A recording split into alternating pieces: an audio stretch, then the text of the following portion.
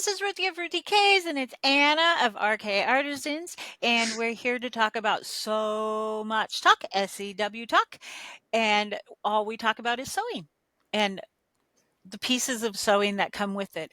We're going to start having guests probably maybe in December, or maybe we'll start in January. It depends on the schedule of the guests we're trying to plan out.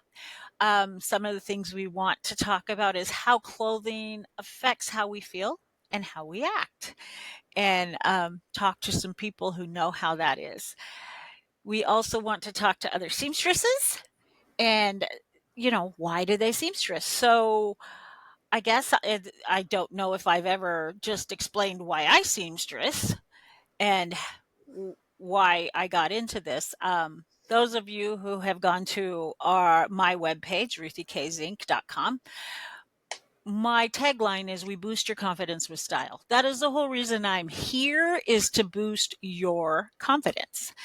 And when we dress in a way where we feel good, we act good, we look good, it just boosters our mood and everything. And this is something I want to foster and help people with. So if you're a work at home person, let's start with that. We'll start with a work at home person. This is a stay at home mom or somebody who literally works from their home. Yes, you can work in your pajamas, but do you want to work in your pajamas? Do your Only if they're really pajamas? nice pajamas. This could be true because, if I had a nice silky pair, I might feel like I'm pretty hot stuff here working from home. But if it doesn't help me feel like working, which my pajamas don't really make me want to go work, I just want to cuddle down in my blankie and read a book. So then maybe you need to wear something else. Now, I'm on another podcast with a mental health counselor, and we were literally just talking a few days ago about how not just the presentation of yourself, but your surroundings affects your mood and your ability to participate in life. And one of her favorite stories is how, with her very first office she got as a therapist, she hated going to work because the walls were baby poop brown. And so every day she went dreading going to work, and someone finally told her, and it was always one of those, oh well, I'll repaint it eventually. And someone finally told her, you should repaint it now because you believe in what you're doing. You know this is what you want to do, but you're dreading going and doing it just because your ambiance, your surrounding area is terrible. And it made the biggest difference. So clothing, like absolutely. having Snakey back here, Yeah. he makes me happy. I have an iPad up on my wall. That's my fish terrarium. I watch the different terrariums because if I'm feeling a little stressed, I can just look at my wall and go, fish. Jellyfish. It's also how other people view us based on how we dress as well as how we act. Yeah. I'm making a line of women's tuxedos. This is a very formal line. It's going to cost money to buy them. This is a suit you're going to have for a long time.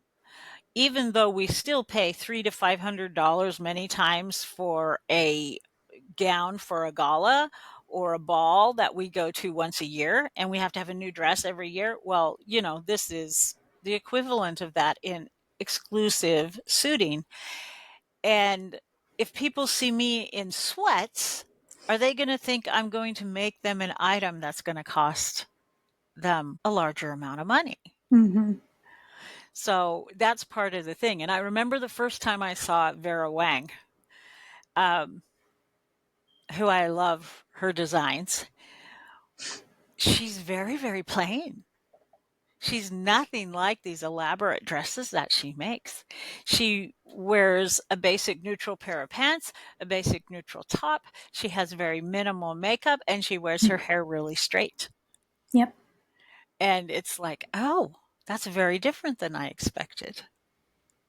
I don't know that it downplayed her clothes for me, but it's also not looking at like Coco Chanel.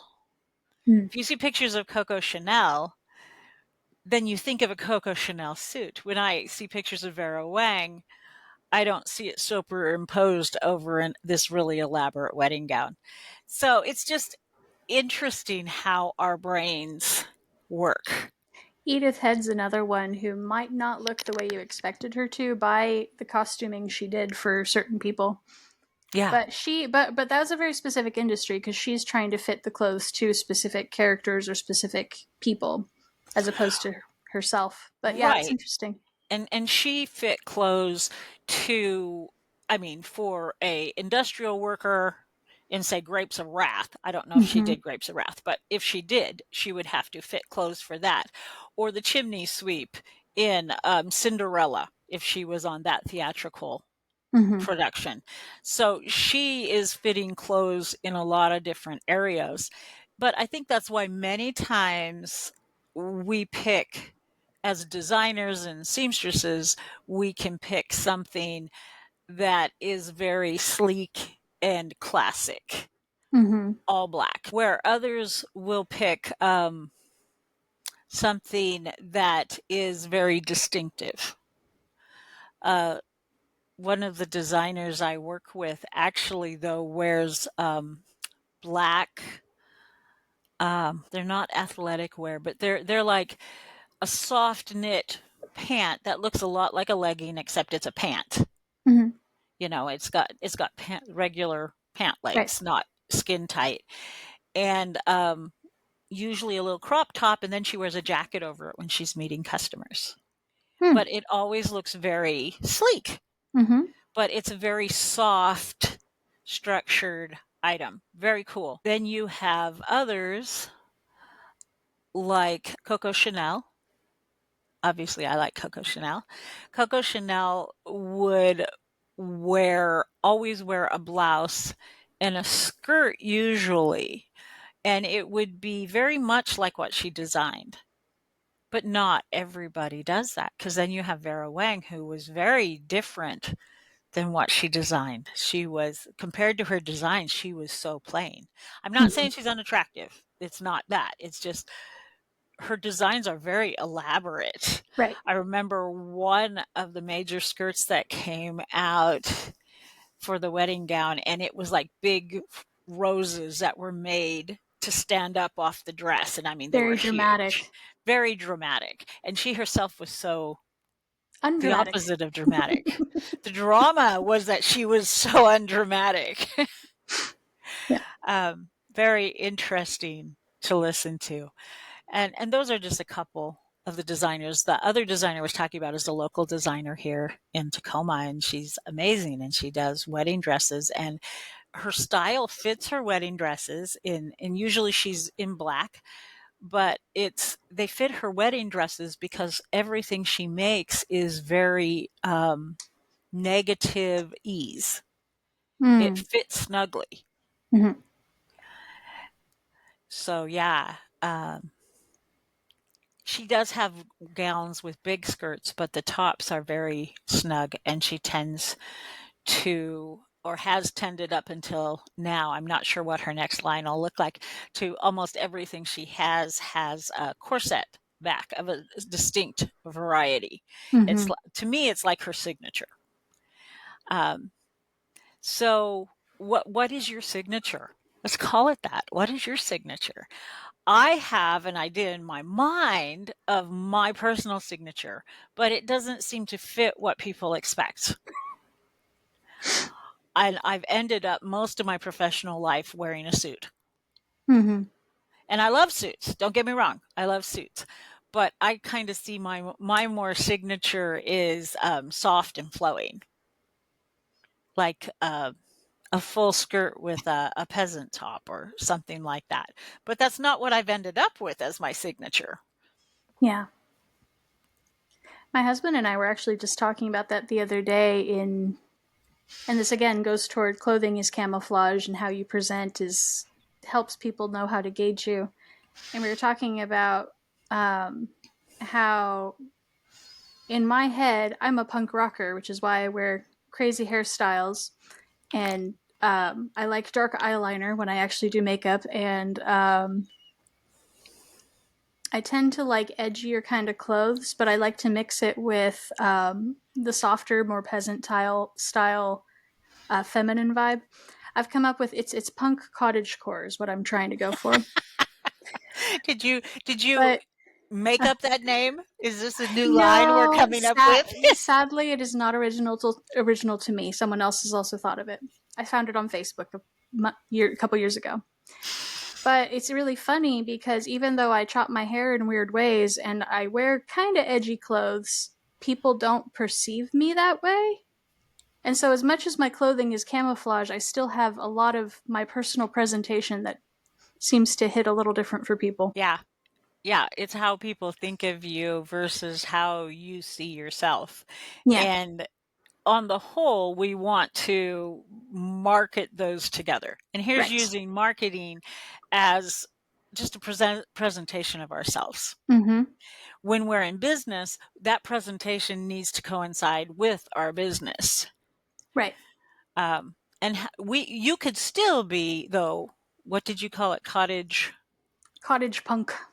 Cottage punk. You can still be cottage punk, or um you use this for your daughter, your stepdaughter. Oh, Um I I want to was say teasing color her. It was rainbow goth, rainbow goth.